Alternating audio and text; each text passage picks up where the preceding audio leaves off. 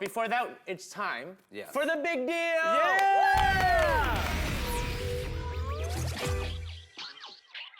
So today we're talking about third parties, okay? In this election cycle, there's a few third parties that are actually making some waves. It's not that just Republicans, it's not just Democrats, you have Libertarians, Green Party, you have the Communist Party, you have a whole bunch of... The Communist Party is running for the presidency? Well, they always run. There's a They Communist do? Party, there is a Communist Party in the United States. In the United States.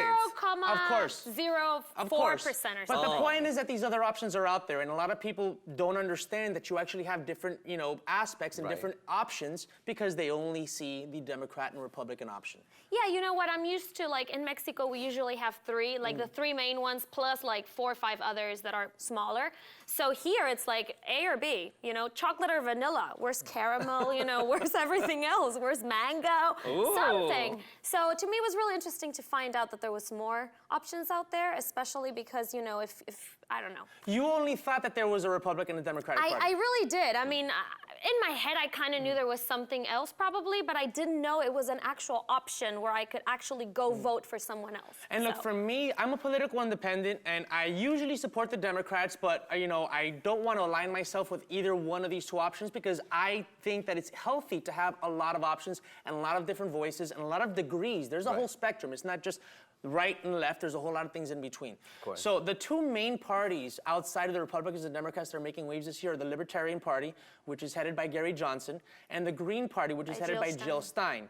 And basically, do you guys know what the difference is between these two parties? I kind of do. I did my research. I was reading all about it. I know that the Libertarian Party, it's like minimum government, maximum freedom, which is cool, in an ideal world. And so you need a fire department in a public school. Yeah, exactly. Until you need somebody to put some order in the village. Well, I see, the thing is that for me, I'm a mix of both. I have both left and right values. I don't believe any one side has the solutions. For the Libertarians, they're kind of like the alternative right.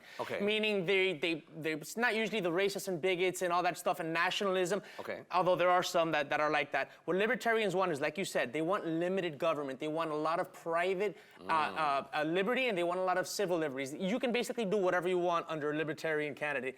Do drugs, do whatever you want. They want to legalize everything. They don't want the government defining anything. They don't want the government involved in education, marriage licenses, any of that. Anything that has to do with your body and with your freedom is yours to take care of and to make the decisions about. It's like that mentality of some European countries, because some European countries are very liberal in that sense. No, but here's the thing. Like the Netherlands, no? Yeah, exactly. Well, here's the thing, guys. Well, yes, the Netherlands has that libertarian aspect, but libertarians shouldn't be confused with liberals from the left, although I'm not going to give a history lesson, but there's classic liberalism, which is libertarian, but they are actually kind of ultra-conservatives, Wait, who is the ultra-conservative? Because now you got me confused. Me too. It's like, because how they are you don't want conservative? government. They're different from the liberals.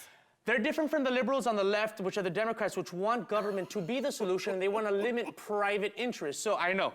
The Green Party is actually from the left. So the Green Party believes the government is the solution, but they want to take private financing out of the government. They want to basically get all that lobby money and all those banks and all those companies that buy off the candidates so that we can have a government of the people. So Jill Stein is actually the candidate of the Green Party, and she's making a big wave because she's saying, hey, Hillary Clinton's not the only viable female candidate. But nobody's heard about her. This is the first time I hear about this old lady. Okay, but that's because you're always on TMZ. I would vote for her, that's too bad that it's the first time we hear about her. Because I would probably do the Green Party.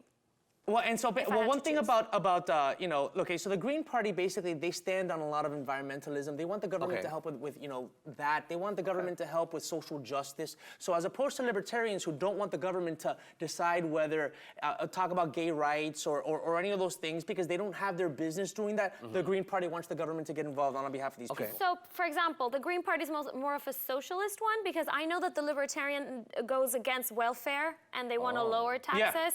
Yeah. So the Green Party is at the opposite Absolutely. of that? So these are basically the alternative right and the alternative left. But I want to bring in our resident millennial to find out what he thinks about this third party thing. Move over, Dennis, move over. No, sit in the middle, sit in the middle. Sit in the middle.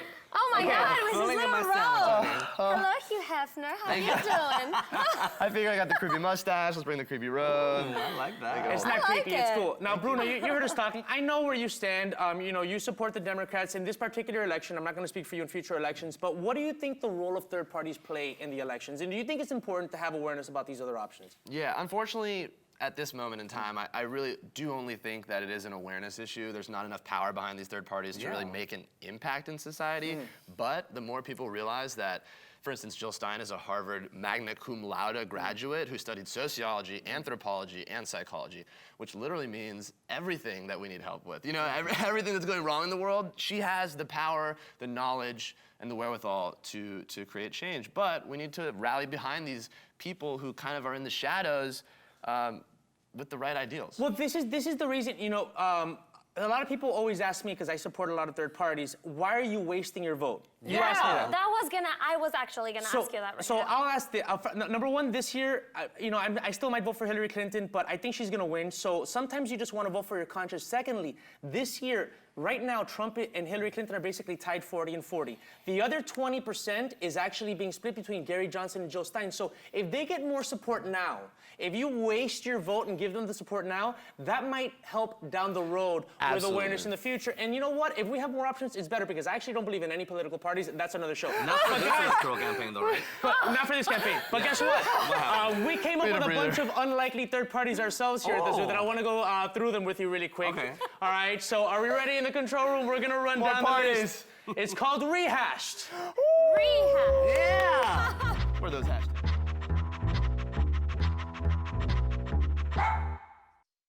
I think that was me in the thing. So the first unlikely third party for the next election cycle, the Pokemon GOP. Hey! Come on, guys. I love it. People who would Gotta vote for catch a that. ball. Oh my God. That would win the election this year. I'm the number one fan. That would win the I election guess. this year. That would. The be going next around one, because I catching love donkeys. pickling things, the Pickle Party. I mean, come on, everything's better when you pickle it. You can agree. pickle everything. I would call it more the jalapeno party. That's because you're Mexican. Oh, how I about don't the care pickled about the jalapeno? There we pickles. go. The last one is the after party. something like Now, that. if Trump is elected, it will probably mean the end of GOP. What? Okay, yeah, no, the after party is the next party. If Trump is elected president, it will probably mean the end of the GOP and arguably Western civilization. So for the post-apocalyptic aftermath, we'll be forced to join the after party. And I would probably go there No, if meet I me had there. to choose. I'll be at the after party, you guys. Bye-bye. I'm out of here.